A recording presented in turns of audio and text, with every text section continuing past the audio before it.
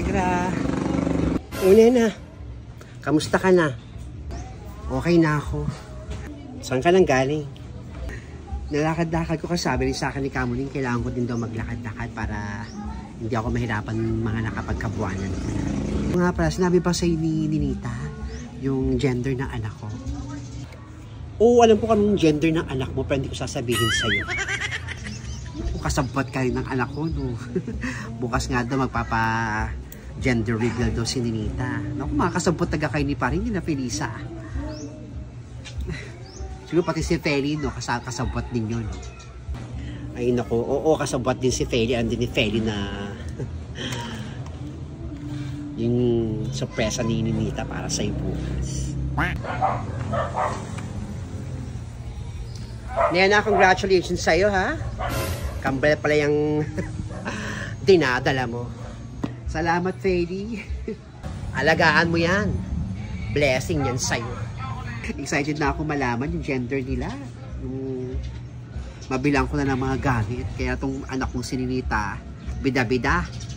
Gusto nila mayroong revelation ng gender. Bukas nga. Punta kayo dun sa bahay. Maghahanda raw si paring pati si Felisa at saka si Ninita. O, wag kang mag-alala. Pupunta kami doon sa pa-gender reveal ng anak mo. Uy, Nena. Ikaw pala, Virgiline.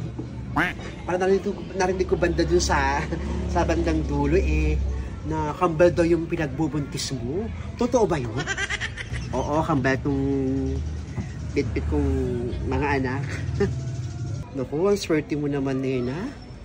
Teka, nasa lahi niyo ba yung kambal? Ang alam ko may lahi yung mama ko dati. Meron daw siyang mga lola na kambal din. Kaya siguro sa generation ko lumabas, ito naging kambal yung anak ko.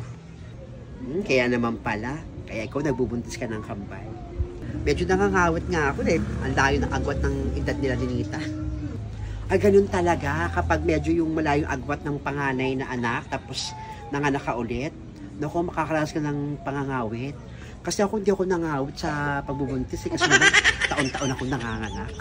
Dire-diretso, 16.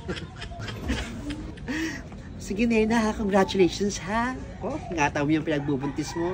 Feli, Negra, Nena, punta pa akong palengke, bila ako ng ulam namin. Sige, Virgiline, ingat ka. Punta palengke. Salamat, Virgiline.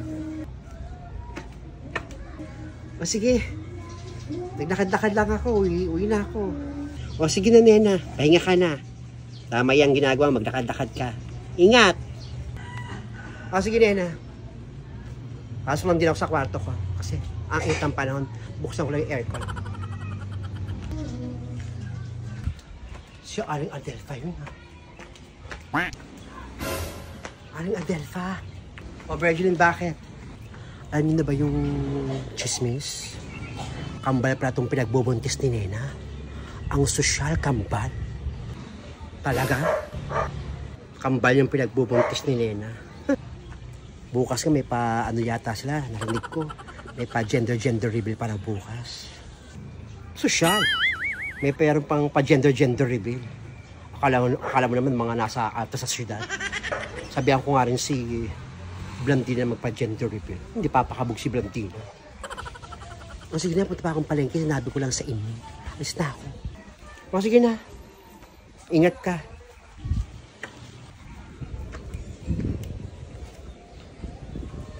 Ang malas naman ng dalawang batang kambal pa. Tapos si Nena lang yung naging magulang.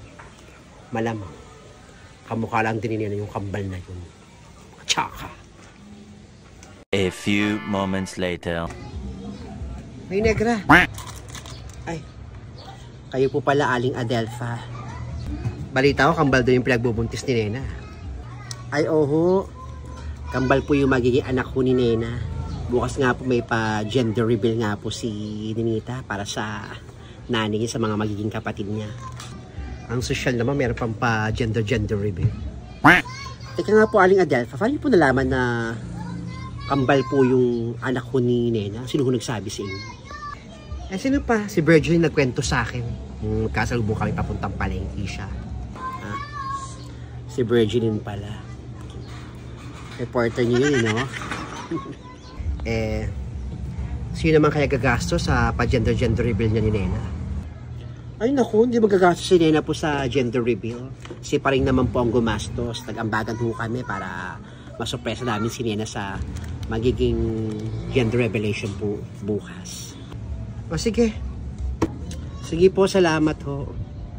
Salamat. Ako? Chismosa din. Malamang ikakwento niyo yung kay Blandina. Si Blandina may inggit kasi kambal yung anak ni Nena. Kung alam niyo lang kung sinong tatay nung bubuntis niya na malamang nanigas na yung Blandina na yan sa selo sa inis. Pwisit. Hindi taga tinatantalan sa Nena. Hoy, aling Adelpha.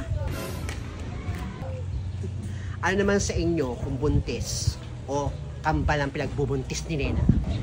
Parang hindi yung tinitigilan si Nena no? Wala na nga si Nena sa landas ninyo, sa buhay nyo. Pilit pa rin kayong umiksela. Wala akong pakialam kahit 10 magkakambal pa yung anak ni Nena. Tatanong ko lang, walang pakialam. Sis! Mga pruha kayo. Tigilan nyo si Nena. At yung pagkukobrahin